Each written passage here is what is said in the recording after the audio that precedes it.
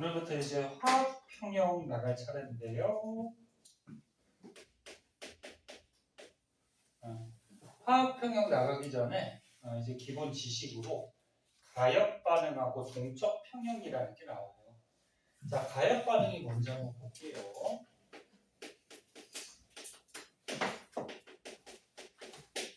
가역 반응은 제목에도 나와 있듯이 가능하다는 거예요. 뭐가? 여기 역반응이. 거꾸로 반응이 가능하다. 그래서 너네 지금까지는 A하고 예를 들어서 B가 반응을 해서 A, B가 됐어. 그래서 요 왼쪽의 거를 뭐라 그래? 반응하는 물질이라고 그러죠. 그래서 A, B가 반응을 해서 A하고 B가 결합한 물질이 생성이 됐다. 이렇게만 배웠는데 어떤 물질은 거꾸로 요 A, B가 결합한 물질이 다시 A하고 B로 이렇게 분해되는 반응이 일어나기도 해요. 그때 오른쪽으로 진행되는 반응을 우리가 정반응 이렇게 얘기하고 거꾸로 진행되는 거를 역반응 이렇게 얘기해요. 근데 모든 물질이 다 이렇게 되는 건 아니야. 이렇게 되는 물질들이 있어요. 네. 그러면 가역 반응은 뭐야? 정반응과 역반응이 둘 다 가능한 반응을 가역 반응. 그러면 우리가 여태까지 배웠던 이 반응은 역반응이 안 된단 말이야. 네? 역반응이 안 되는 거 이건 무슨 반응이라고 그러냐면 비가역 반응 뭐 이렇게 얘기해요. 역반응이 가능하지 않다. 뭐 예를 들어서 탄소가 연소했대. 연소한다는 거는 공기 중에 산소랑 결합한다는 얘기지. 너는 연소, 불에 타버리면은 이게 물질이 이렇게 바뀌었거든? 얘를 가만히 두면 거꾸로 탄소하고 산소로 다시 이렇게 분리가 될까? 이거 안 돼요. 응? 그래서 뭐 이런 연소 반응이나 또 여러 가지 반응들이 있는데 이런 반응들은 역반응이 진행이 안 될 때 그런 거 비가역 반응이라 그렇게 얘기를 해요. 근데 여기서 중요한 거는 요 가역 반응이 중요하기 때문에 얘만 좀 확실하게 알아둘게요. 다시 한번 볼게요. 정반응도 하고 역반응도 하는, 그러니까 정반응과 역반응이 둘 다 가능한 반응을 가역 반응 이렇게 얘기를 하는데 책에 몇 가지 예가 나오네요. 그 중에서 첫 번째 거, 두 번째 것만 할게요. 첫 번째는 염화 코발트의 변화 그래가지고 코발트가 너네 원소 기호가 C5야. 그럼 염화 코발트니까 염소랑 이렇게 결합했겠지, 그치? 근데 염화 코발트 종이 이런 거 들어보지 않았니? 네. 그 염화 코발트 종이가 뭐 할 때 쓰이지 혹시 알아? 뭐 측정할 때 쓰는 물 수분 확인할 때 쓰는 건데 염화 코발트 종이가 원래 푸른색이야. 근데 거기에 물이 닿으면 핑크색. 붉은색으로 바뀌어요. 핑크색 좋아해? 붉은색으로 바뀌거든. 그래서 염화 코발트를 종이에다 묻혀놓은 게 염화 코발트 종이에요. 물 확인할 때 보통 쓰이거든. 걔가 물하고 결합하면 붉은색으로 바뀌는 특성이 있어요. 자, 그럼 염화 코발트하고 고체아인 가루 물질이니까 거기 물하고 반응을 했대. 액체죠. 반응을 했더니 뭐가 됐대요? 이거 어떻게 했는지 아니? 곱해줬어요. 그러니까 붙어 있는 거야. 염화 코발트가 물하고 반응해서 요 염화 코발트 물질에 물이 붙어 있는 거야. 고체인데. 요거 읽을 때는 염화 코발트 육수화물 그렇게 읽으면 돼요. 그 책에도 적혀 있지 않나? 물 분자가 6개 붙었다 그래서 육수함을 그렇게 이름을 불러주면 돼요. 염화 코발트 육수함. 근데 이게 가역 반응이야. 가역 반응이니까 무슨 얘기야? 염화 코발트라는 물질에 가루에 물이 달라붙으면 정반응을 해서 염화 코발트 육수화물이 되는데 여기서 또 물이 다시 증발해서 날아가 버리면 물하고 염화 코발트로 다시 분리가 될 수도 있어요. 즉 역반응이 진행될 수도 있어요. 이렇게 정반응, 역반응이 둘 다 가능한 게 가역 반응. 근데 아까 전에 얘기했듯이 얘네들이 색깔이 있다고 했어요. 염화 코발트가 무슨 색깔? 푸른색, 파란색을 띠거든. 푸른색으로 할까? 책에는 뭘로 했니? 파란색으로 했나? 파란색이다. 푸른색이다. 근데 염화 코발트에 물이 달라붙으면 얘는 무슨 색깔? 붉은색인데 빨간색. 그래서 거기 사진에 있는 것 같이 염화 코발트에 물을 떨어뜨리면 붉은색으로 바뀌는데 조금 더 시간이 지나면 이 염화 코발트에 붙어있던 물이 어떻게 될까? 증발해버리는 거야. 증발해버리면 다시 염화 코발트가 되거든. 그럼 다시 푸른색으로 바뀌어요. 이런 과정. 두 반응이 다 가능한 거. 이게 가역 반응. 그 다음에 두 번째. 황산구리 오수화물의 변화 이렇게 나와 있는데 황산구리 식 알죠? 황산구리. CU SO4. 요게 황산구리죠. 오수화물. 황산구리가 고체인데 거기에 물 분자가 몇 개 비율로 붙어있다? 5개. 그래서 이걸 황산구리 오수화물 이렇게 얘기해요. 고체고. 근데 얘가 또 색깔이 있대요. 무슨 색깔이 있대? 파란색이 있대요. 이런 색깔은 뭐 얘네들의 특징이 있기 때문에 그냥 외울 수밖에 없고요. 근데 이 황산구리 고체에 물이 달라붙어 있었을 때 시간이 지나면 물이 증발할 수 있겠죠. 날아갈 수 있단 말이야. 그럼 날아가 버리면 다시 어떻게 될까? 황산구리라는 고체하고 물이 분리가 되는 거죠. 개수 맞춰주면은 뭐 그대로 가면 되겠죠? 이렇게 되겠지. 그럼 이런 정반응이 일어날 수도 있고 거꾸로 황산구리에 뭐 필기도 중요하지만 듣는 게 우선이야. 황산구리에 공기 중에 수증기가 막 달라붙거나 물이 달라붙으면 다시 어떻게 될까?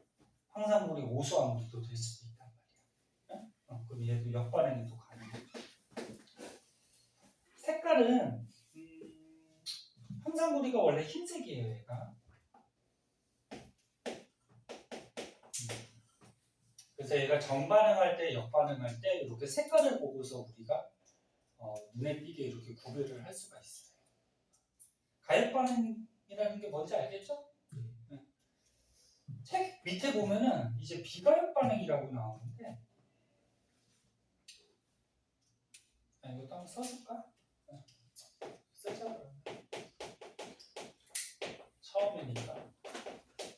비가역반응은 뭐야? 저기 A, B로 했으니까 CD로 할게요. C하고 D 물질이 반응해서 뭐 CD라는 물질을 만들었어. 그래서 정반응이 진행이 됐는데 이게 역반응은 일어나지 않아요. 그러니까 CD가 다시 C하고 D로 분해될 수는 없어요. 이렇게 정반응만 일어나는 게 비가역반응. 뭐 종류들은 그 책에 써있듯이 연소 반응.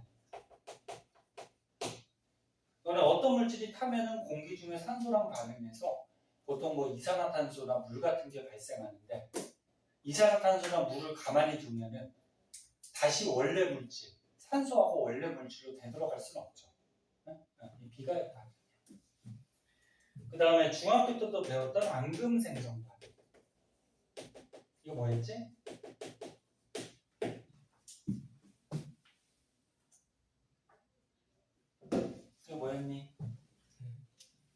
어떤 물질을 녹인 수용액 두 개를 섞었을 때 걔네 이온들이 반응해서 고체, 물에 안 넣는 고체 앙금이 만들어지는 거였지. 안 그래도 알지? 앙금이 만들어졌는데 시간이 지나면 그 앙금이 다시 풀어져 갖고 이온이 되면서 두 가지 수용액으로 또 분리가 되고 이렇게 될 수는 없잖아. 그치? 이거 비가 금속과 산의 반응.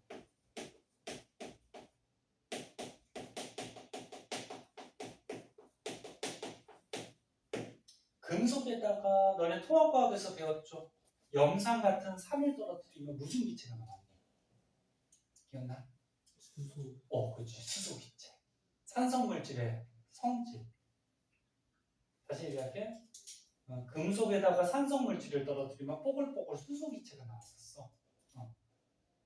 그리고 다른 물질이 이제 생기게 되는데 걔를 가만히 두면은 수소하고 생성된 물질하고 또 반응을 해서 다시 금속하고 산으로 분리가 될까? 안 돼. 이것도 비가역반. 그 다음에 강산과 강연기의 중화 반응. 중화 반응 뭐였지? 통합과학에서 배웠듯이 산과 연기를 반응시키면 물하고 염이 나오죠. 중성화가 되는 거지, 그치? 근데 물하고 염이 생겼는데 시간이 지나면 그 물염이 다시 산성 물질하고 염기성 물질로 분리가 될까? 안 되죠. 그래서 이런 것들은 비가역. 자, 그래서 가역, 비가역 반응에 대해서 기초 지식이 지금 126쪽에 소개가 되고요. 자, 그럼 이제 본격적으로 이제 동적 평형이라는 게 뭔지 한번 보도록 할게요.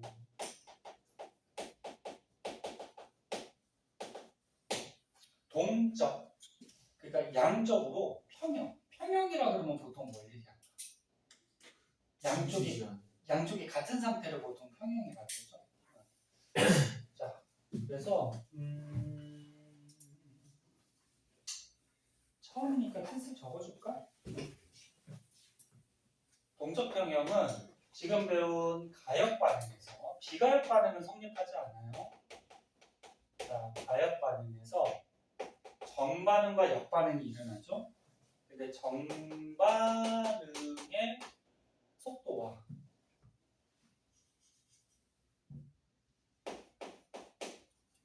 역반응의 속도가 같아서 아무런 변화가 일어나지 않는 것 같은 상태가 동적 평형 상태라고.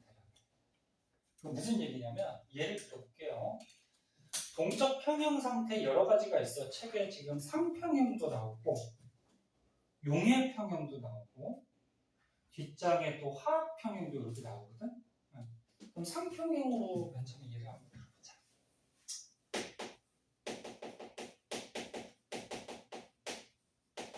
여기서 상은 너네 고체, 액체, 기체 그 상태할 때 상이야. 상이야. 그래서 지금 그 플라스크에 물이 들어있네. 근데 동분마다 플라스크 그리기가 좀 어려우니까 그냥 비이커로 할게요. 자, 여기 비이커에 보세요.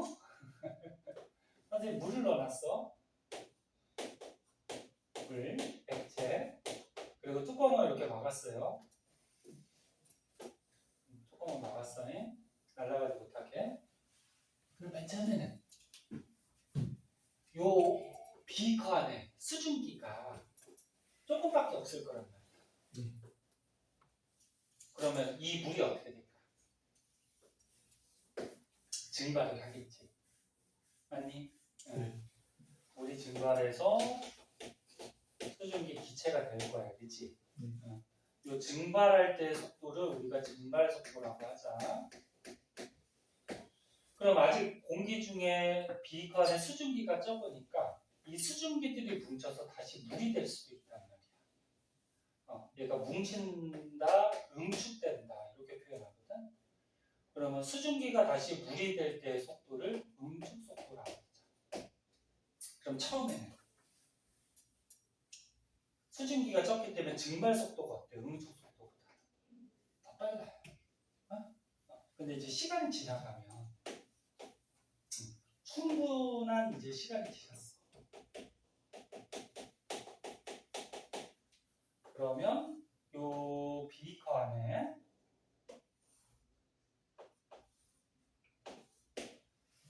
수증기들이 어떻게 될까? 많아지겠죠. 많아지다가 지금 윤재가 얘기한 것 같이 윤재 맞지? 오늘 왜 이름이 자꾸 헷갈리지? 윤재 맞지? 그치? 전에 그 학생 중에 현재라고 있었어. 그러니까 그 이름이 좀 자꾸 헷갈려. 윤재가 얘기했듯이 수증기가 이 증발을 계속 하다 보면은 물론 응축하는 것도 있지만 증발하다 보면 수증기가 가득 차요. 전에 가득 찬 상태를 포화 상태라고 그러죠. 포화 상태가 되면은 수증기가 가득 차 있으니까 얘네들이 뭉쳐서 물이 되는 응축되는 속도도 점점 늘어나서 나중에 충분한 시간이 지나면 이게 증발하는 속도랑 응축되는 속도가 같을 때가 나타나요. 증발 속도와 응축 속도가 같은 상태가 나타나요.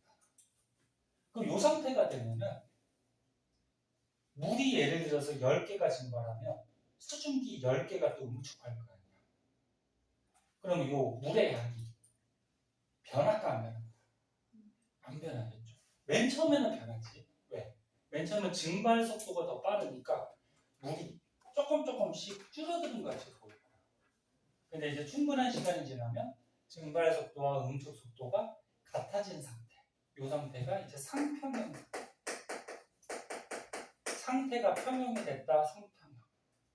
또는 큰 의미로 정반응과 역반응이 속도가 같은 동적 평형 상태. 이렇게 얘기해요.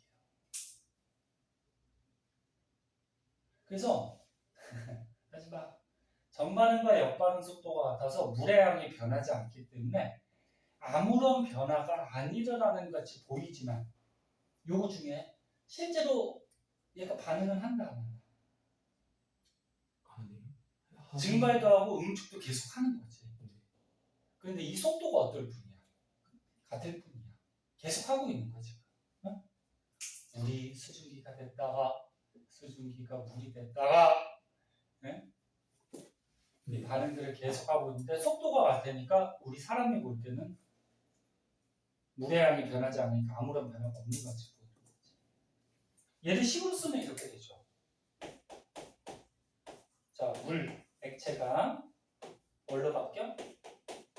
수증기, 기체로 바뀌어요.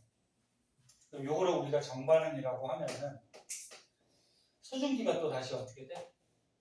물, 액체로 바뀌죠. 이게 역반응이죠. 그래서 정반응과 역반응이 어때? 둘 다 가능한 가역반응이 되는 거지. 이해됐나? 어렵지 않죠? 그래서 액체 상태, 기체 상태의 평형이 이루어진다. 상평형. 큰 의미로 봐서 정반응 속도와 역반응 속도가 같아진 상태, 동적 평형 상태. 그럼 얘를 그래프로 한번 그려보자. 자, 반응이 진행됨에 따라서 y축을 반응 속도라고. 그 그래프가 그냥 속도로 나왔구나. 자, 맨 처음에 봐봐. 물을 넣어두면은 수증기가 별로 없어서 증발을 잘해요. 그래서 증발 속도는 처음이나 나중이나 계속 이렇게 일정한 데 반해서 응축 속도는 맨 처음에는 수증기가 하나도 없었단 말이야. 근데 이제 물이 증발하는 거 수증기가 자꾸 공급이 되죠. 그럼 걔네들이 뭉쳐서 물이 되는 응축되는 속도가 어떻게 돼? 점점 증가하겠죠.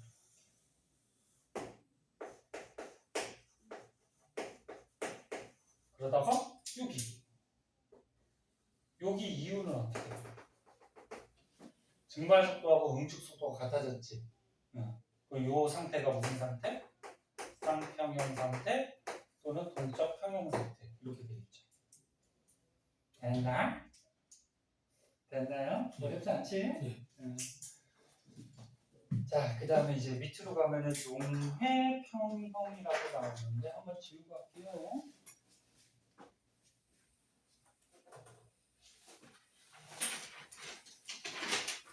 이제 찬물도 한 잔 먹고 올래? 예. 아유.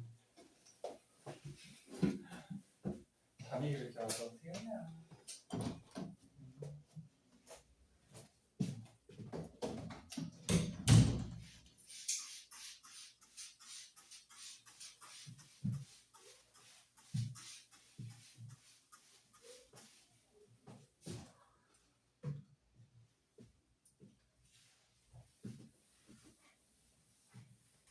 하연이 어제 많이 잤어요?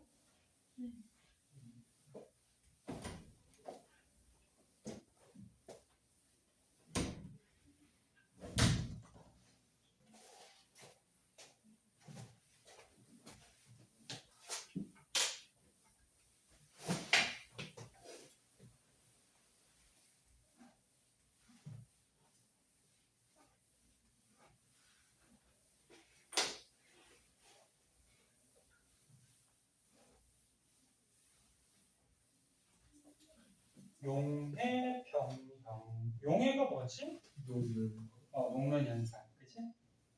그때 녹는 물질을 녹는 물질, 용질. 네. 녹이는 물질이 용내. 용내. 그리고 용질하고 용내가 섞이는 현상, 용해. 해. 그래서 섞여서 만들어진 액체는 용해. 용해. 헷갈리지?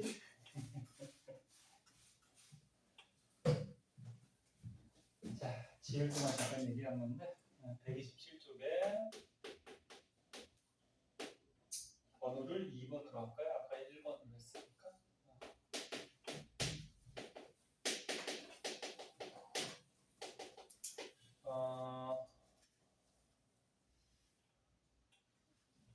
거기에 지금 뭘 녹인 거야? 설탕을 물에 녹인 거네. 그래, 설탕. 자, 설탕을 물에 갖다 녹였어요. 그럼 뭐가 되니? 설탕을 물에 갖다 녹이면 설탕물이 되지. 설탕물. 근데 요거는 뭐 중학교 때 배웠다시피 다시 한번 쓸게요. 녹는 물질. 녹는 물질을 뭐라 그래? 용질. 그다음에 요거 녹이는 물질. 용매. 그리고 용질하고 용매가 섞이는 현상이 용해. 섞여서 만들어진 액체가 용. 그렇게 되는 거지, 그치? 그래서 이런 정반응이 일어나는데 시간이 지나면은 요 설탕하고 물하고 다시 분리가 되는 역반응도 일어나요. 역반응. 근데 처음에는 요거 그림 안 그릴게요. 처음에는 정반응 속도가 빠를까 역반응 속도가 빠를까? 물에다가 설탕을 넣었어, 탔어. 네? 그러면 물에다가 설탕을 타면은 처음에는 여기 뭐야? 설탕물이 만들어지지 않았잖아. 그럼 설탕이 자꾸 물에 녹겠죠.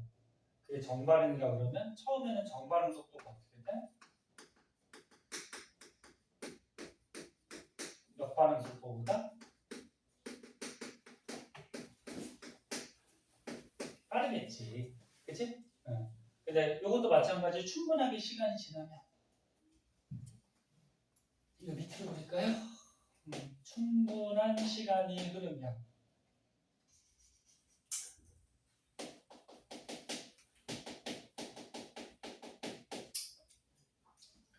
설탕이 물에 녹아서 설탕물이 되는 정반응 속도와 그 다음에 설탕물이 다시 물하고 설탕으로 분리가 되는 역반응의 속도가 어떻게 될까?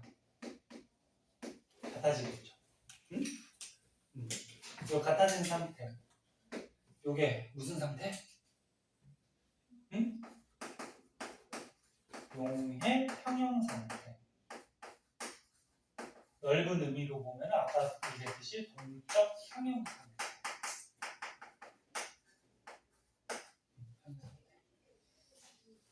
그래서 그림 간단하게 보면 이렇게 되는 거죠. 맨 처음에는 어떻게 돼? 물이 있었어요.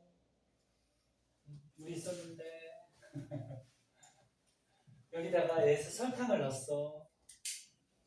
여기 설탕이라고 하자. 그럼 처음에는 녹는 속도가 요거 석출되는 속도보다 더 빠르겠죠. 이해됐나?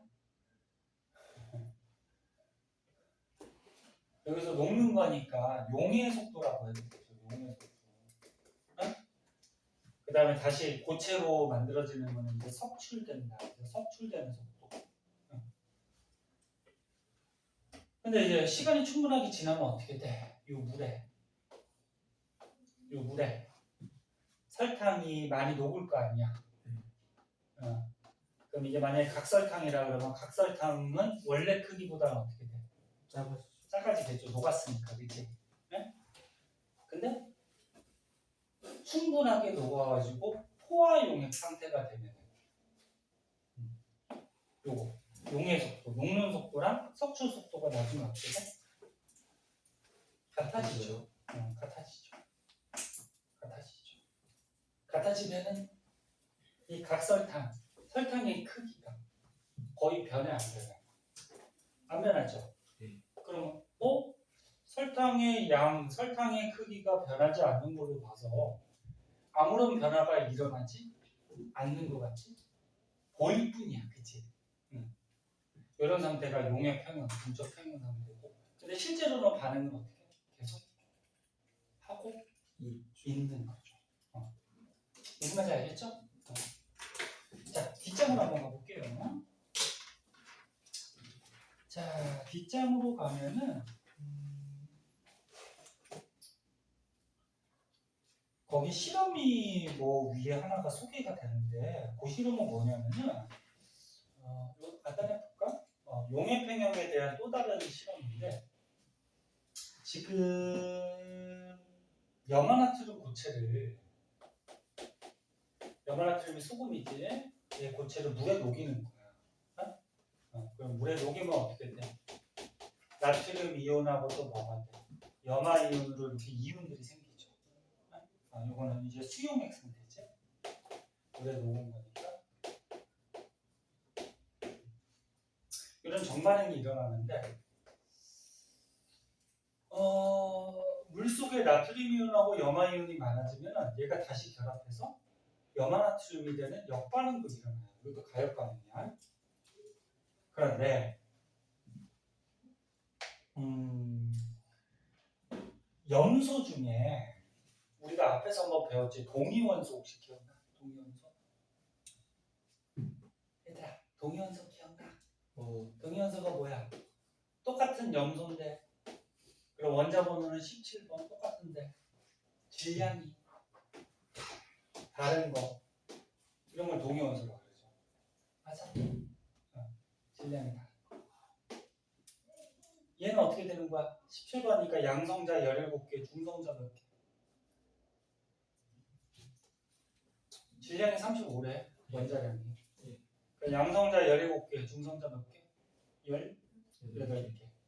이 염소는 양성자 17개, 중성자 몇 개? 20개. 이렇게 양성자 개수는 같아서 성질은 같은데 원자량, 질량이 달라서 질량이 다른 이런 원소 관계를 동위원소라고 하죠.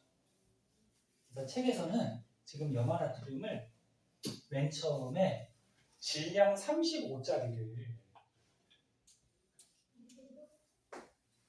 그리고 35짜리를 녹였대요.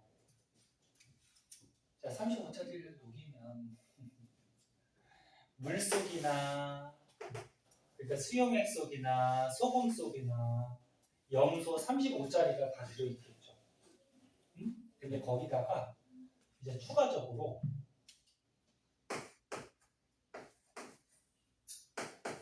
염화나트륨을 조금 더 넣어줬는데 이번에는 37짜리를 추가를 했대요. 추가해서 더 넣어줬어. 예. 그랬더니 어떤 현상이 벌어졌냐면 여기 수용액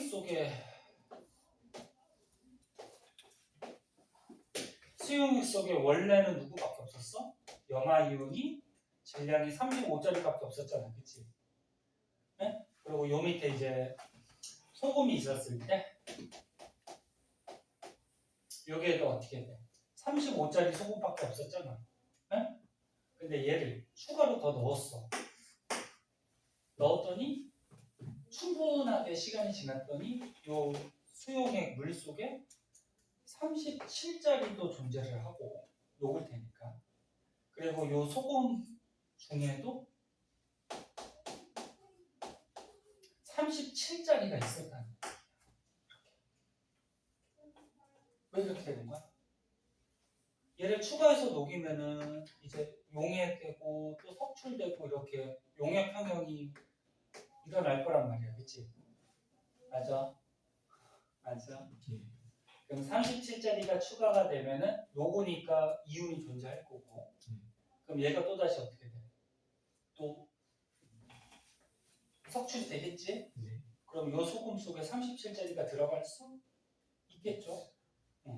그래서 이렇게 골고루 35랑 37랑 섞여서 나타나는 그런 현상이 생기더라. 그래서 이렇게 용액평형 충분한 시간이 지나면 35, 37짜리가 계속 용에 석출을 하면서 골고루 섞이는 그런 현상이 벌어진다. 그런 거죠. 자, 마지막으로 화학평형.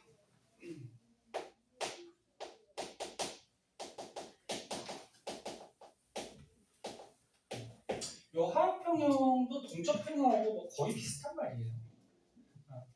근데 요 화학평형은 보통 농도를 가지고서 얘기를 많이 하는데, 자, 이것도 무슨 반응이냐면 가역 반응이야. 가역 반응에서 반응하는 물질 있죠? 반응하는 물질의 농도와 생성되는 물질의 농도가 같은 상태가 이루어졌을 때 화학 평형 상태다, 이렇게 얘기를 해요. 그러니까 얘도 정반응하는 속도랑 역반응하는 속도가 충분하게 시간이 지나면 같아질 거야. 동적 평형이 될 거야. 동적 평형이 돼서 농도가 변하지 않는 것처럼 보이는 그런 상태. 응? 그때가 화학평형이야. 그럼 예를 들어볼게요. 그러니까 책에 나온 거. 시험관에 시험관이 이렇게 있었어요. 거기다 기체를 넣었어요. 자, 맨 처음에 무슨 기체를 넣냐면은 이산화질소를 넣었네요. 이산화질소. 이 이산화질소가 색깔이 있어요. 여기 적갈색이라고 해서, 적갈색이 뭐냐면 빨간색하고 갈색하고 한 중간 정도. 이제 요금하고 쉽게 봐봐. 네. 그래서 그냥 몽둥이 가져와서 한 대씩 때리면서 수업해주세요. 예. 요즘은 때릴 수가 없어가지고 얘. 너 안 맞아봤지? 저요? 저 집에서 맞고 자랐어요. 맞고 자랐어. 누구한테 맞았어? 엄마 아빠한테. 엄마 아빠한테? 자, 맨 처음에 이산화질소를 기체를 넣어줬어. 얘가 적갈색이야, 색깔이. 근데 얘가 이산화질소끼리 반응해서 사산화 이질소라는 기체를 만들 수가 있어요. 이름은 안 써줘도 알겠지? 이거 봐봐. 이산화질소야. 이거는 뭐야?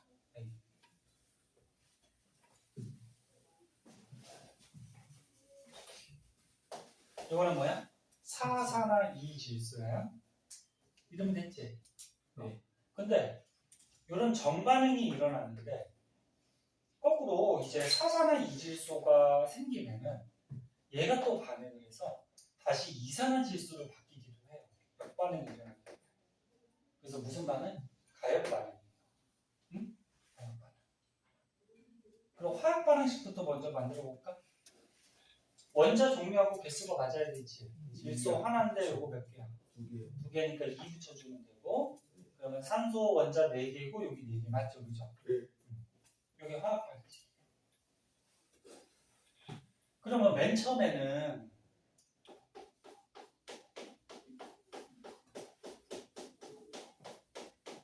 이 시험관안에 이산화질소밖에 없었으니까 적갈색 이산화질소의 농도가 높은 상태가 유지가 돼요. 응?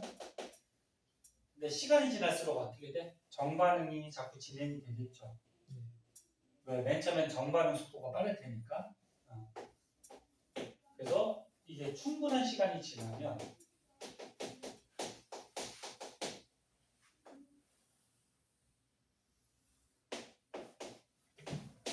시험관이 더 커진 것 같다. 작아졌나? 충분한 시간이 지나면 정반응 속도 얘들아 보고 있냐? 아니 필기만 하는 거 아니지? 듣고 있지? 정반응 속도에 의해서 사산화 이질소가 자꾸 늘어나. 그럼 이제 역반응도 자꾸 일어날 거 아니야? 그래서 시간이 지나면 정반응 속도하고 역반응 속도가 어떻게 돼? 같아지는 동적 평형 상태가 도달하겠죠. 네. 근데 요 사산화 이질소는 색깔이 없어요. 무색이야. 아까 이산화질소는 무슨 색깔? 무슨 색깔? 적갈색을 띈다 했지. 그럼 이제 이렇게 동적 평형 또는 농도가 같아지는 화학 평형에 도달하면은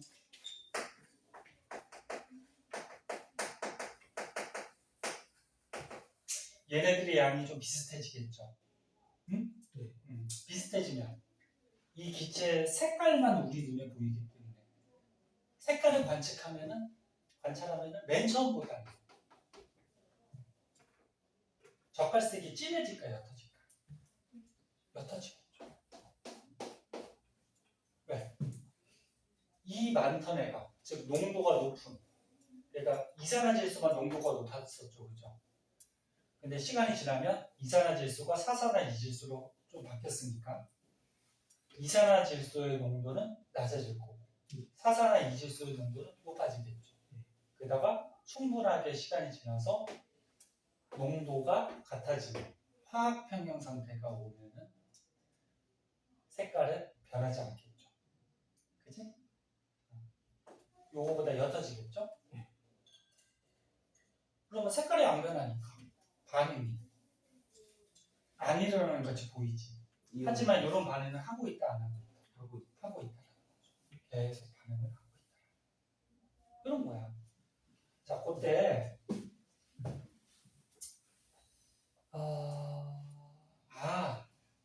선생님이 이렇게 써버리면 너네가 헷갈릴 수가 있겠구나. 잠깐 봐봐. 이거 썼지? 네. 요거는 맞아요. 정반응 속도하고 역반응 속도가 같아지는 상태. 요게 동적 평형. 동적 평형인데 이게 농도가 같다라고 하면 안 되고 선생님이 얘하고 농도는 다를 수가 있어요. 왜 다르냐면 얘기해 줄게.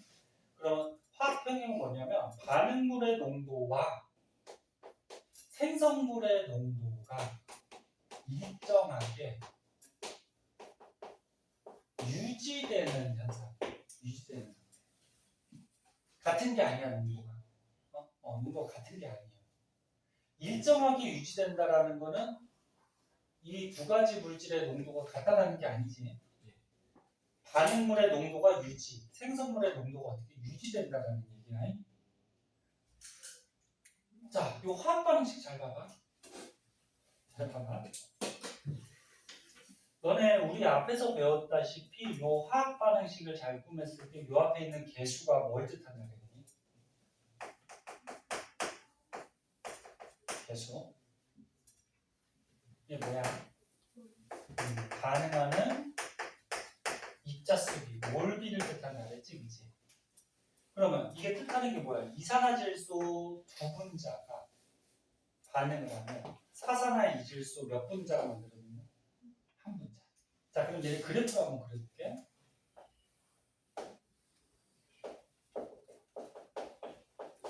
자, 반응이 진행됨에 따라서 y축은 그 그래프가 오른쪽에 나오죠?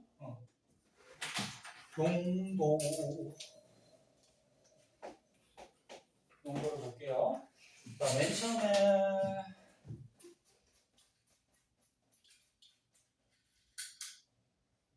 얼마를 넣을까?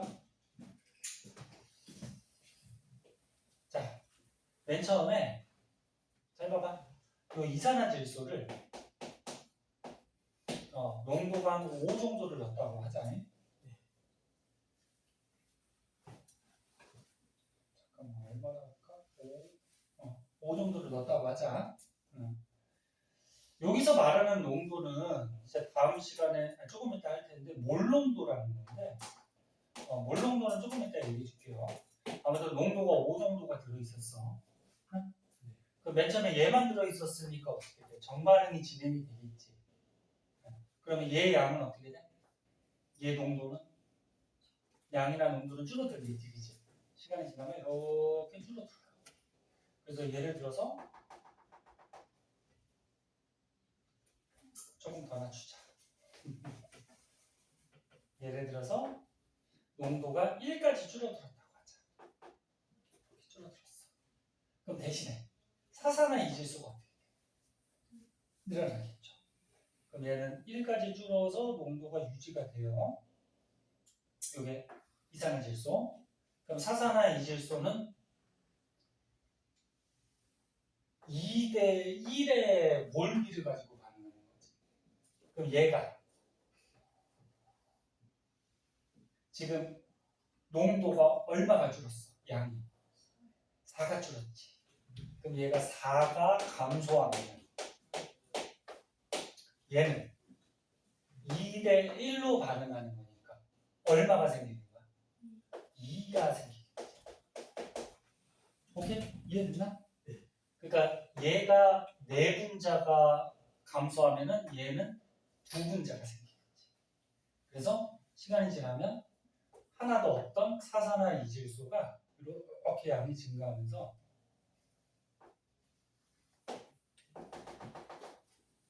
여기가 2라고 하면 요만큼의 양, 농도를 가지면서 생성돼.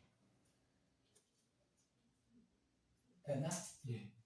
그러면 충분하게 시간이 지났을 때 여기 이후에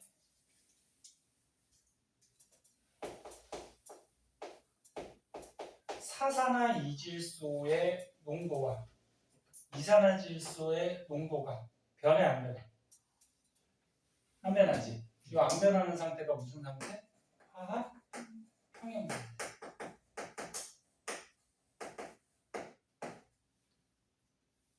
근데 얘네들의 농도는 어떻다? 다를 수가 있는 거지. 응? 그 선생님 아까처럼 맨 처음에 이거 같다라고 쓴 거 잘못 쓴 거 아니? 네. 응? 이제 나중에 헷갈리지 말라고 잘못 써준 거야. 응? 같다라고 쓰면 안 돼. 그러니까 맨 처음에 얘 농도가 이렇게 줄어들어 양이.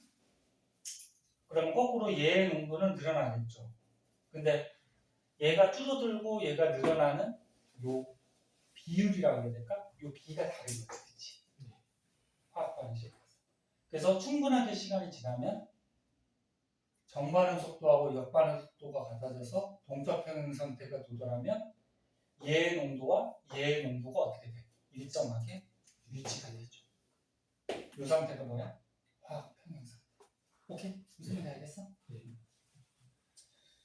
자, 그런 내용들이 책에 나와 있고요. 오른쪽에 129쪽은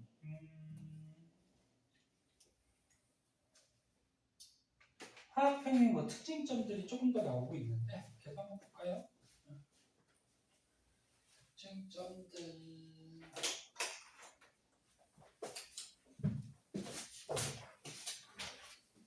이거 다 설명한 거라서 안 적어도 될 것 같은데 그냥 책만 한번 읽어볼게요. 129쪽에 가운데 2번 보이니? 화학평형의 특징. 찾았어? 네. 1번. 충분한 시간이 지나면 가역 반응에서 화학평형에 도달하겠지, 그지? 화학평형이 뭐라고? 반응물하고 생성물의 농도가 같은 게 아니고 뭐다? 일정하게 각각 유지가 되는 거, 그지? 그리고 2번. 반응물과 생성물이 함께 존재하죠. 화학평형 상태에서는, 그지? 둘 다 농도가 유지가 되는 거니까. 그거고. 그리고 3번. 화학평형 상태에서는 어떻게 되는 거야? 정반응 속도하고 역반응 속도가 같은 상태가 되는 거죠. 그래서 그 가운데 있는 그래프는 뭐냐면 요건데 요거 반응물은 어떻게 돼? 시간이 지날수록 줄어들고 생성물은 어떻게 돼? 시간이 지날수록 늘어나지. 네. 그래서 반응물과 생성물의 양 또는 농도가 유지가 되는 거지. 맨 밑에 있는 거 한번 볼까요? 자, 맨 밑에 있는 건 뭐냐면은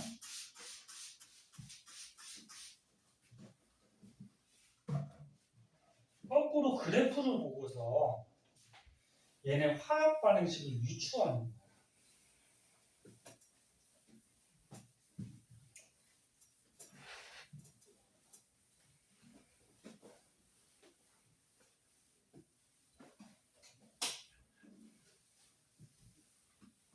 자, 제목을 뭐라고 할까? 거기 써 있는 것 같이 화학 반응식에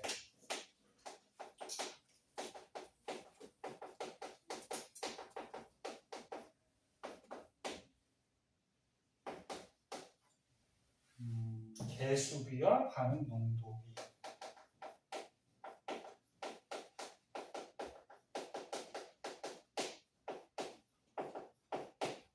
자, 이렇게 돼 있고 그 그래프 그냥 바로 할게요. 이거.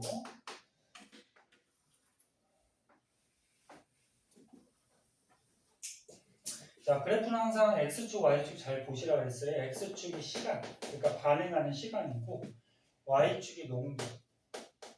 농도라고 해서 가로칸에 단위가 m으로 써 있죠. 네? m으로 써 있는데 이거 조금 이따 할 텐데 몰농도라는 게 있어요. 몰농도. 농도 중에 우리 생활에 많이 쓰는 농도는 무슨 농도야? 퍼센트 농도 많이 쓰지. 뭐 설탕물의 몇 퍼센트? 네? 뭐 이렇게. 근데 이제 화학에서 자주 쓰는 농도가 몰농도라는 게 있어요. 그거 조금 이따 가르쳐주고 일단 농도야.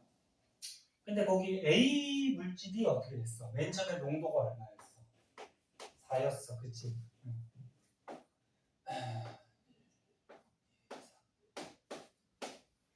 A 물질의 농도가 맨 처음에 4였는데 A가 농도가 자꾸 어떻게 돼? 시간이 지날수록 줄어들었지. 줄어들어서 충분하게 시간이 지났더니 얼마까지 됐대? 3까지 됐네요. 3까지.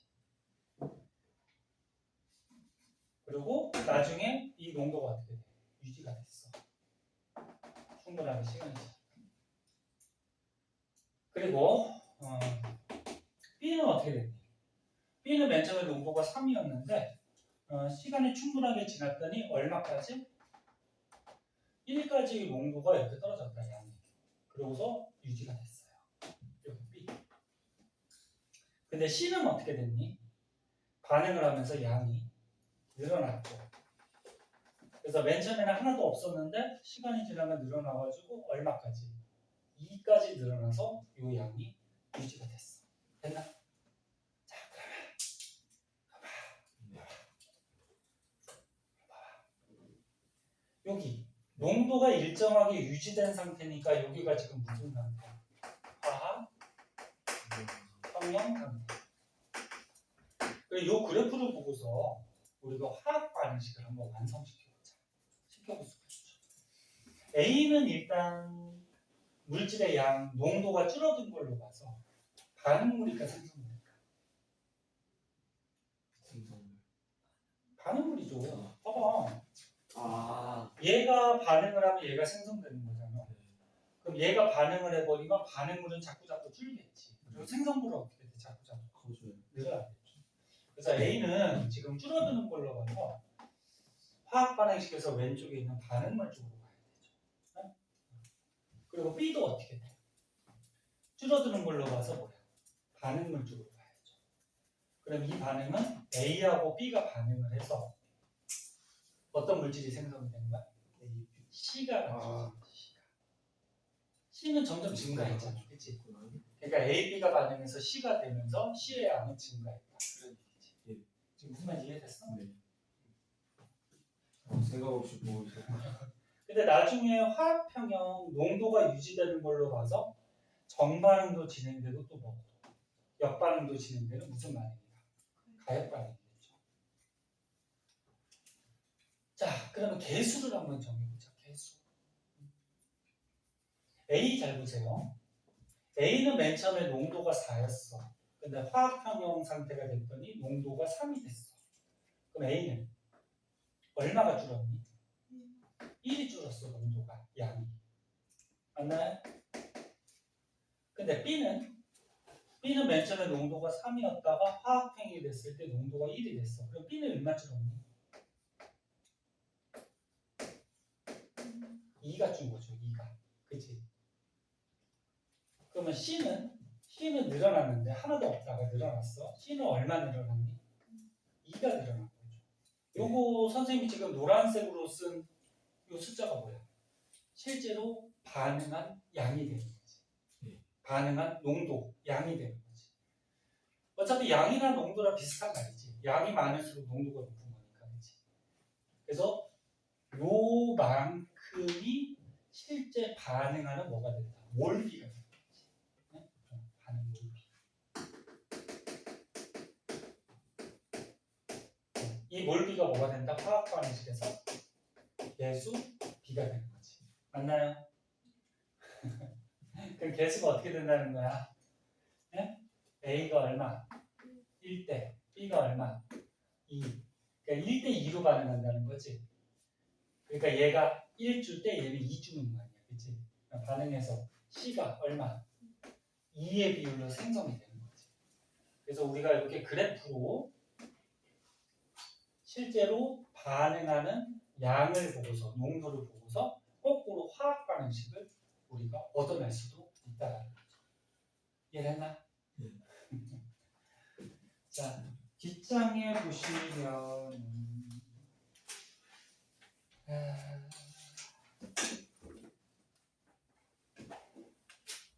문제, 기본 문제 5문제 있나요? 가로판에 집에서 해보고, 자, 이거 5문제만 풀고 이해됐는지 풀고 조금 쉬었다가 할게요. 5편 풀어보세요.